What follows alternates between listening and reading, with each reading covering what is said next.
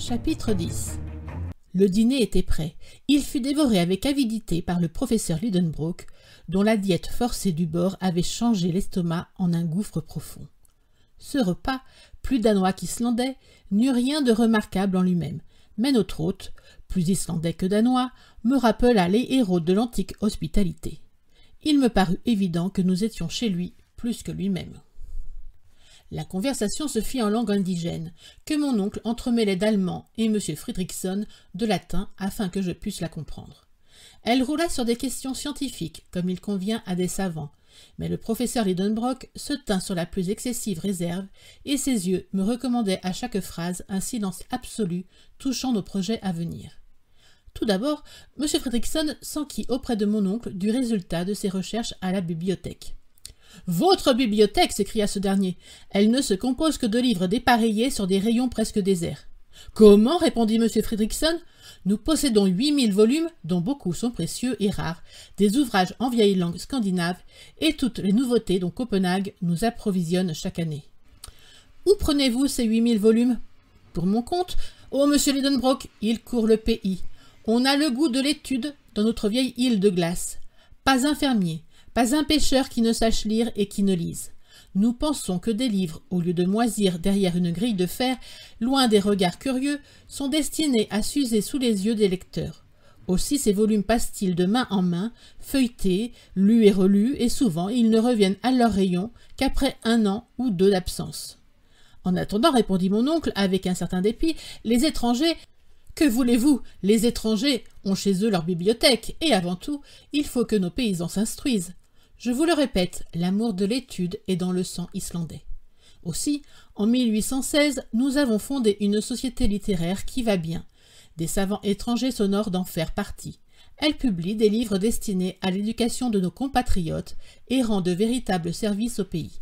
Si vous voulez être un de nos membres correspondants, monsieur Lidenbrock, vous nous ferez le plus grand plaisir.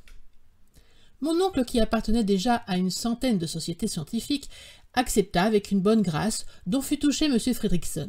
« Maintenant, reprit celui-ci, veuillez m'indiquer les livres que vous espériez trouver à notre bibliothèque, et je pourrai peut-être vous renseigner à leur égard. » Je regardai mon oncle. Il hésita à répondre. Cela touchait directement à ses projets. Cependant, après avoir réfléchi, il se décida à parler. « Monsieur Fridriksson, dit-il, je voulais savoir si, parmi les ouvrages anciens, vous possédiez ceux d'Arne Saknussemm. »« Arne Saknussemm, répondit le professeur de Reykjavik. Vous voulez parler de ce savant du XVIe siècle, à la fois grand naturaliste, grand alchimiste et grand voyageur. Précisément. Une des gloires de la littérature et de la science islandaise? Comme vous dites. Un homme illustre entre tous? Je vous l'accorde. Et dont l'audace égalait le génie? Je vois que vous le connaissez bien. » Mon oncle nageait dans la joie à entendre parler ainsi de son héros. Il dévorait des yeux M. Fridriksson. « Eh bien, demanda-t-il, ces ouvrages ?»« Ah, ces ouvrages, nous ne les avons pas. »« Quoi, en Islande ?»« Ils n'existent ni en Islande ni ailleurs. »« Et pourquoi ?»« Parce que Arne Saknussemm fut persécuté pour cause d'hérésie et qu'en 1573, ses ouvrages furent brûlés à Copenhague par la main du bourreau. »« Très bien, parfait, s'écria mon oncle, au grand scandale du professeur de sciences naturelles. « Hein, fit ce dernier ? Oui, tout s'explique, tout s'enchaîne, tout est clair, et je comprends pourquoi Saknussemm, mis à l'index et forcé de cacher les découvertes de son génie, a dû enfouir dans un incroyable cryptogramme le secret... »« Quel secret ?» demanda vivement M. Fridriksson. « Un secret dont... » répondit mon oncle en balbutiant. « Est-ce que vous auriez quelques documents particuliers ?» reprit notre hôte. « Non, je faisais une pure supposition. »« Bien, » répondit M. Fridriksson, qui eut la bonté de ne pas insister en voyant le trouble de son interlocuteur. « J'espère, ajouta-t-il, que vous ne quitterez pas notre île sans avoir puisé à ses richesses minéralogiques. »« Certes, » répondit mon oncle, « mais j'arrive un peu tard. Des savants ont déjà passé par ici. »« Oui, monsieur Lidenbrock. Les travaux de messieurs Olafsen et Povelsen exécutés par ordre du roi, les études de Troyle, la mission scientifique de messieurs Gaimard et Robert, à bord de la corvette française, la recherche, et dernièrement, les observations des savants embarqués sur la frégate, la Reine Hortense, ont puissamment contribué à la reconnaissance de l'Islande. Mais croyez-moi, il y a encore à faire. Vous pensez, demanda mon oncle d'un air bonhomme, en essayant de modérer l'éclair de ses yeux. Oui, que de montagnes, que de glaciers, de volcans à étudier qui sont peu connus. Et tenez, sans aller plus loin, voyez ce mont qui s'élève à l'horizon. C'est le Sneffels. Ah, fit mon oncle, le Sneffels. Oui, l'un des volcans les plus curieux et dont on visite rarement le cratère. Éteint. Oh, éteint depuis 500 ans.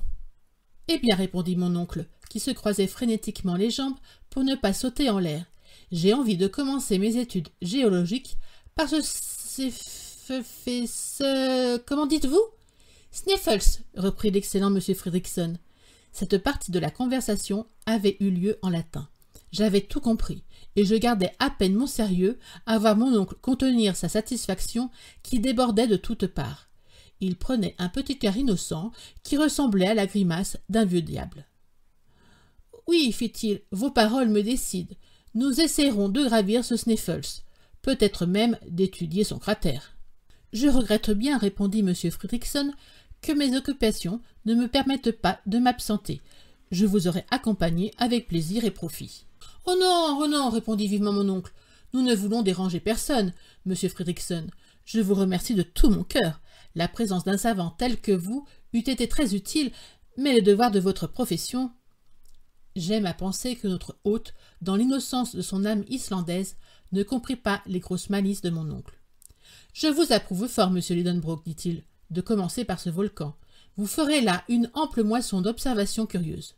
Mais dites-moi, comment comptez-vous gagner la presqu'île de Sneffels? Par mer, en traversant la baie? C'est la route la plus rapide. Sans doute, mais elle est impossible à prendre. Pourquoi? Parce que nous n'avons pas un seul canot à Reykjavik. Diable! Il faudra aller par terre en suivant la côte. Ce sera plus long mais plus intéressant. Bon, je verrai à me procurer un guide. J'en ai précisément un à vous offrir. Un homme sûr, intelligent? Oui, un habitant de la presqu'île. C'est un chasseur d'eider, fort habile, et dont vous serez content. Il parle parfaitement le danois. Et quand pourrais-je le voir? Demain, si cela vous plaît. Pourquoi pas aujourd'hui? C'est qu'il n'arrive que demain. À demain donc, répondit mon oncle avec un soupir. Cette importante conversation se termina quelques instants plus tard par de chaleureux remerciements du professeur allemand au professeur islandais. Pendant ce dîner, mon oncle venait d'apprendre des choses importantes, entre autres l'histoire de Saknussemm, la raison de son document mystérieux, comme quoi son hôte ne l'accompagnerait pas dans son expédition et que dès le lendemain, un guide serait à ses ordres.